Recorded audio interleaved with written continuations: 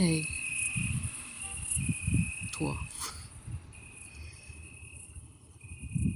Je sais qu'il y a des jours où la frustration monte, où tu as l'impression que tout ce que tu fais n'a aucun sens, que tu es sur le mauvais chemin,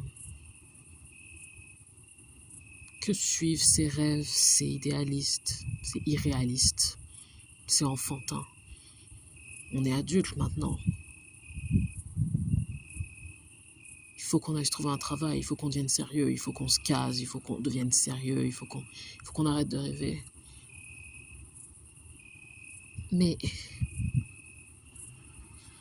toutes les personnes que l'on voit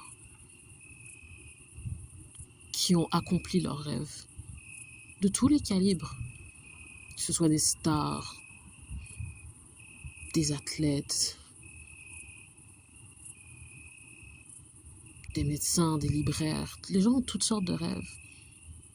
Et que le rêve soit ce qu'on pourrait qualifier de grand ou de petit n'a aucune importance. Il existe des gens qui ont la vie qu'ils ont toujours voulu avoir. Et qu'est-ce qui sépare ces gens du reste?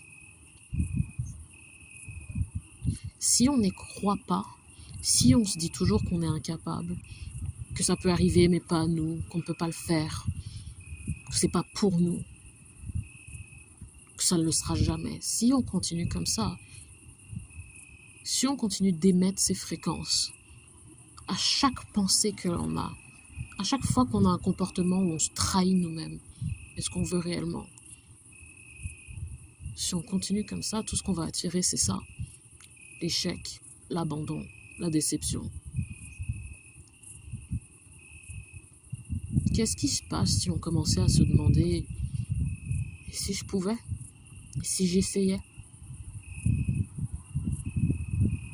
Et plutôt que de partir de son ego et de la peur de l'échec, se dire « c'est une expérience.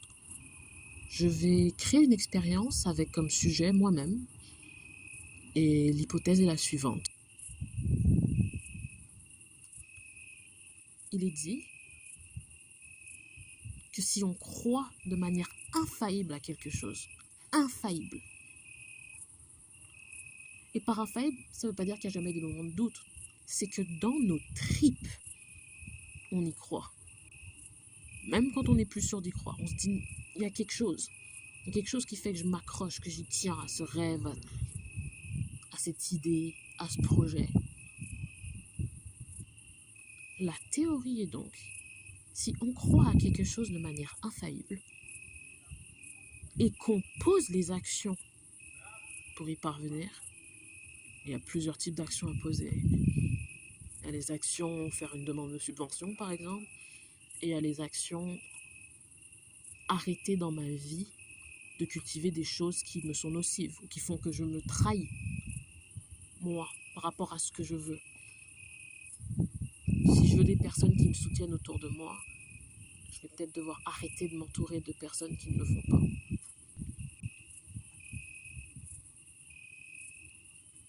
C'est là qu'on nous demande de croire, d'avoir la foi qu'il y a des choses, qu'il y a quelque chose de mieux pour nous dans cet univers. Que l'univers n'a pas de limite. Il a des lois, mais il n'a pas forcément de limites. Enfin, si, il a des limites, mais...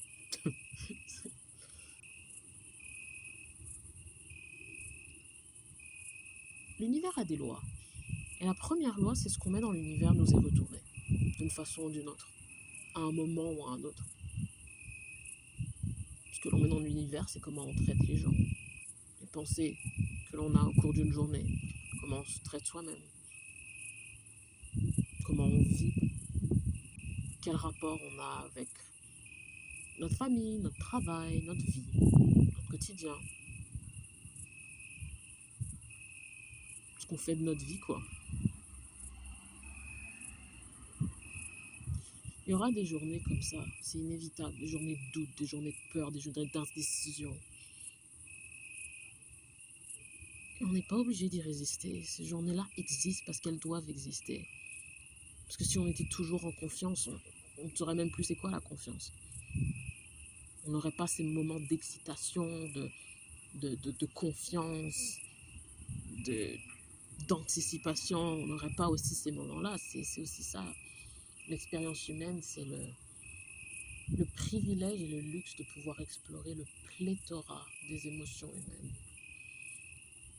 Si on sait, à condition qu'on sache quoi faire de nos émotions. Elles sont là, elles nous disent quelque chose. Elles nous ramènent à des versions de nous-mêmes qu'on essaye de laisser derrière. Mais pourquoi? Pour souligner le contraste avec qui on est en train de devenir. Je sais pas. Ça doit paraître un peu fou tout ça.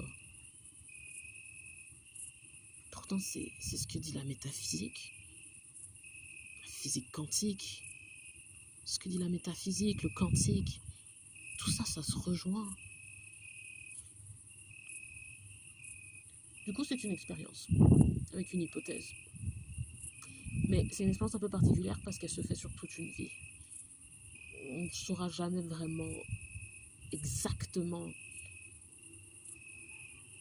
la résultante complète de cette expérience avant le dernier jugement. Le jugement dernier. Mais on aura des résultats. On n'aura juste pas le résultat, mais on aura plein de résultats qui nous permettront d'avoir des données et d'ajuster notre vision de la vie.